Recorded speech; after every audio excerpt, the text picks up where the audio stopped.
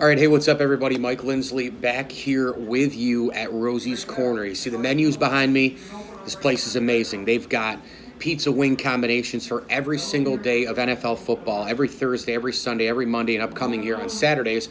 You can spend $40 and get just a large one-topping pizza, large chef salad, 2-liter soda, and 24 wings. That's right, all of that for just $40. And then on your Syracuse game day tomorrow for SUBC for the season finale, you get a free 2 liters of orange soda with any pizza wing combination. It's all happening here at Rosie's Corner. They also have gift cards available as well. So make sure you come on down if you're in and around Central New York. You're here, home for the holidays, visiting family and friends. Order some pizza and wings. You've already done all that cooking. You've already put all the work in. Thanksgiving now over. Now let's get some pizza and wings for the rest of the weekend, and some subs, some salads, everything else going on here as well. They do have specialty items on specialty days, such as haddock Fish Fridays, and of course the pork, and they have chicken and biscuits.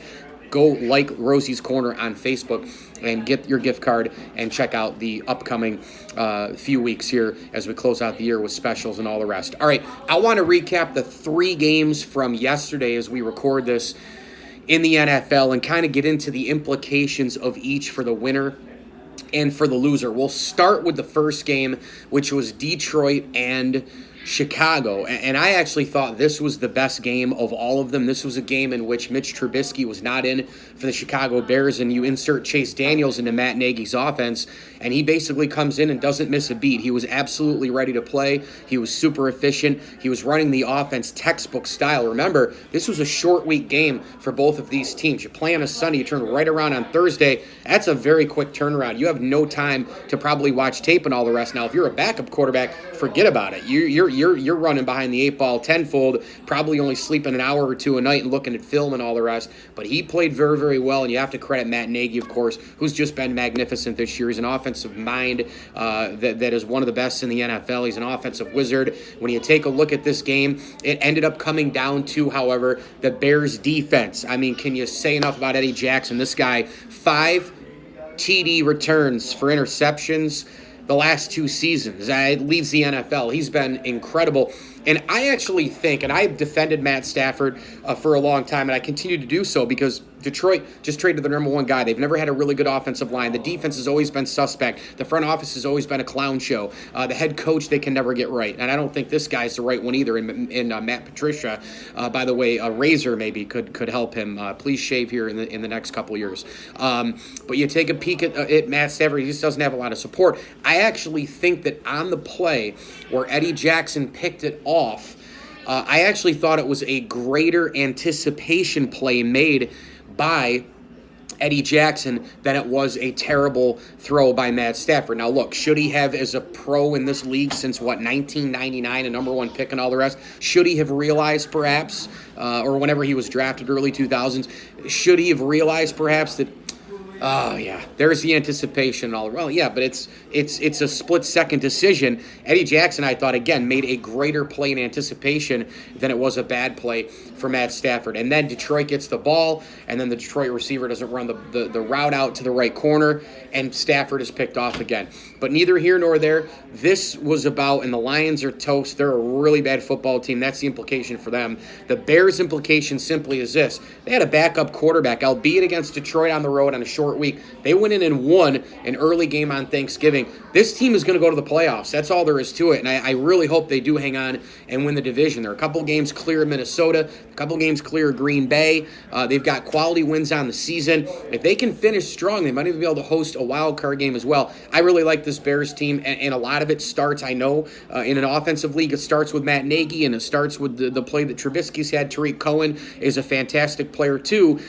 But to me, it's the Bears' defense, man. Akeem Nicks has been playing well. You look at Roquan Smith. What an unbelievable couple plays he made yesterday. The rookie out of Georgia. Khalil Mack is one of the best pass rushers I've seen since Lawrence Taylor. And then you add the secondary to that. You take the ball away. Eddie Jackson, all the rest. Amuka Morris had a decent year. Bears are rolling right now. Good for them. Cowboys and Redskins. Amazing, isn't it? A few weeks ago, Dallas was left for dead. Jason Garrett was on the hot seat. All the rest. Well, guess what? Philadelphia is swooning. Washington's swooning. Doesn't have Alex Smith. And the Giants have been in the cellar. And, oh, here we are with the big star in Dallas. Dallas beats Washington on Thanksgiving Day. and all their big guys are coming to play week in and week out. Van Der Esch on defense, Ezekiel Elliott running the football, Dak Prescott at the quarterback position. All of these guys are making it happen for this Dallas Cowboy team. When you take a look at the defense, this team is a lot better defensively than a lot of people think. And then offensively, when you take a look at what Dak Prescott is able to do, it's all based around the offensive line and Ezekiel Elliott. In a pass league, this team likes to run the football. Dak Prescott can use the play action, and he made a great scramble play in the red zone and scored the touchdown as well. So this Cowboy team is rolling as well. I would not be surprised at this point to see them win the NFC East. And then in the final game of the Thanksgiving holiday, Falcons and the Saints last night, Matt Ryan was atrocious. I saw a Twitter battle between Mike Freeman and Pete Prisco.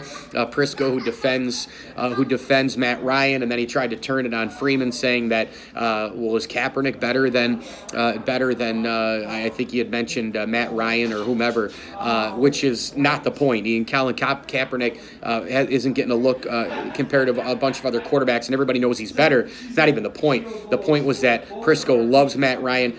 I'm a fan of Matt Ryan. I think he's a really good dude. I think he's a very talented player. But when it comes down to it, on a game like last night, when Atlanta has to win a big game, Matt Ryan just doesn't deliver. I mean, that's all there is to it. That's why he's probably not even in the second deck of quarterbacks. After the elite of the elite, once you get through Big Ben and Breeze and Tom Brady and Aaron Rodgers and Russell Wilson, that next deck, I'm not even sure if it includes Matt Ryan. I really don't know at this point. He might be in the 2A or 3 group.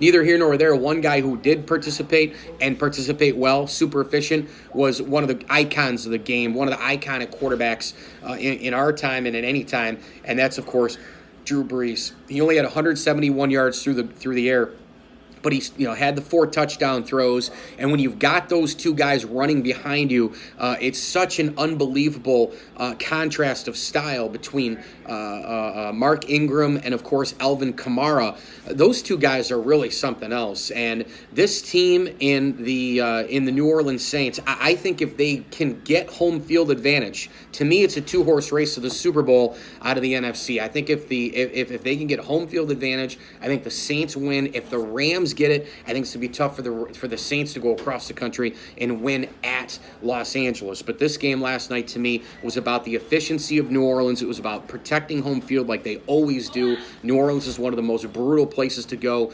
into to try and win on the road in the National Football League. And then you take a peek, of course, at the Drew Brees factor. Forget about it. And I think the Saints defense actually is really, really good too. What's amazing to me is, the Rams-Chiefs game this past Monday, there's so many people say, it was too much offense. You got to be kidding me. We've been having games in the 40s and 50s in the pros for years, and yet in this game, some of the points came from touchdowns. There were 3 defensive touchdowns. There were blitzes and big tackles and opportunistic ball hawking and all the rest. And the defense scored some of those points. We actually got some defense in that game, and the Saints actually play a ton of defense too, but not a lot of people talk about them because of Sean Payton, Michael Thomas, Drew Brees, Kamara, Ingram, and that great offensive line. But the Saints' implication is, they just keep it going. The Falcons season basically officially ended last night. A super, super disappointment. A team that went into the season, I thought, with a Super Bowl roster. I picked them to win the Super Bowl. I'm an idiot. I'll never do that again. Mike Lindsley here, IGTV, YouTube, Facebook, 9 Minutes with Me. Get down here to Rosie's Corner for your pizza, wings, subs, salads, and more. It is a great place to be. They will also deliver. They'll cater your event, and you can get your gift cards for the holidays as well. Rosie's Corner is the official pizza shop of the ML Sports Platter. Hit me on Twitter at Mike L Sports. Download my podcast, the ML Sports Platter, on Spotify and Google Podcasts as well as Apple Podcasts. As I always tell you, enjoy the games.